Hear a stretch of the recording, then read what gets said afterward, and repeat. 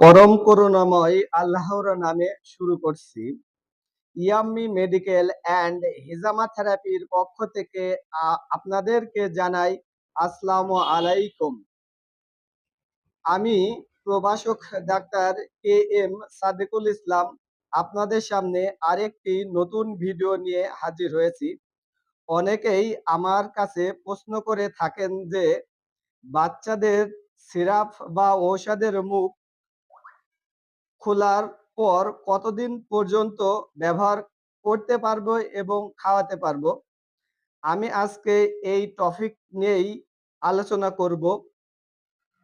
আমরা অনেকেই জানি না যে সিরাপ বা ঔষধের মুখ খোলার পর কতদিন পর্যন্ত খাওয়ানো যাবে, অনেকেই দ্বিধাদ্বন্দ্বে থাকেন।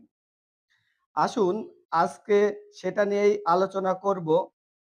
সাধারণত সর্দি কাশি জ্বর, যেমন এই যে সিরাপ, এটা সর্দি কাশি জ্বর, এই সিরাপটি সাধারণত আমরা 2 সপ্তাহ অথবা 14 দিন পর্যন্ত বাচ্চাদেরকে খাওয়াতে পারবো।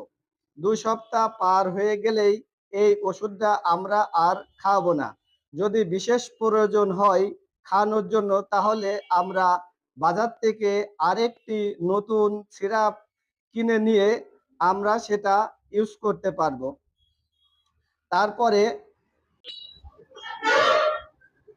অ্যান্টিবায়োটিক সিরাপ, অনেকেই জানেন না যে অ্যান্টিবায়োটিক সিরাপ কতদিন পর্যন্ত বাচ্চাদেরকে খাওয়ানো যায়।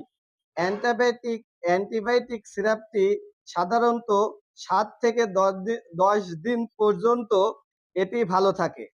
তাই আমরা অ্যান্টিবায়োটিক যদি ব্যবহার করতে চাই, তাহলে এই সিরাপটি 7 থেকে 10 দিন পর্যন্ত খাওয়াবো। এরপরে আমরা এই সিরাপটি আর খাওয়াবো না। প্রয়োজন হলে নতুন আরেকটি সিরাপ খাওয়াবো। এরপরে হচ্ছে চোখ ও নাকের ড্রপ।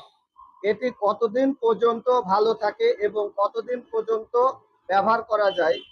এটি 1 মাস পর্যন্ত ভালো থাকে। এটি 1 মাস পর্যন্ত আমরা ব্যবহার করতে পারবো। এরপরে জীবাণুনাশক ক্রিম বা ওয়েনমেন্ট, এটা কতদিন পর্যন্ত ভালো থাকে বা আমরা ব্যবহার করব? এটাও 1 মাস পর্যন্ত এটি ভালো থাকে এবং এটা আমরা ব্যবহার করব। আমি যে কথাগুলো বললাম যে ঔষধ 1 মাস 7 দিন বা 2 সপ্তাহ পর্যন্ত ভালো থাকে, কিন্তু এই ওষুধ ভালো রাখার জন্য কিছু সতর্কতা রয়েছে। আর সেই সতর্কতা যদি আমরা না মানতে পারি, তাহলে ওষুধ কিন্তু ভালো থাকবে না। তাই এই সতর্কতা মানার জন্য কিছু নির্দেশনাবলী আছে।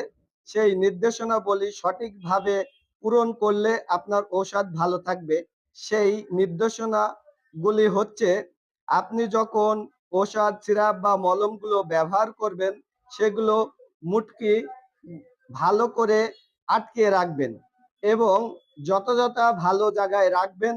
এবং ঔষধ ভালো রাখার জন্য একটি নির্দিষ্ট তাপমাত্রা থাকে, সেটা হলো 30 ডিগ্রি সেন্টিগ্রেড পর্যন্ত ঔষধ ভালো থাকে। আপনারা চেষ্টা করবেন এই ওষুধগুলো 30 ডিগ্রি সেন্টিগ্রেড পর্যন্ত নির্দিষ্ট জায়গায় রাখবেন এবং এই ওষুধগুলো আপনারা শিশুর নাগালের বাইরে রাখবেন। আর আমার এই ভিডিওটি যদি আপনাদের ভালো লেগে থাকে, তাহলে অবশ্যই একটি কমেন্ট বা শেয়ার করবেন। আমার ইউটিউব চ্যানেলটি অনেক সাবস্ক্রাইব করে দেবেন। সবাইকে ধন্যবাদ এবং সবাই সুস্থ থাকবেন।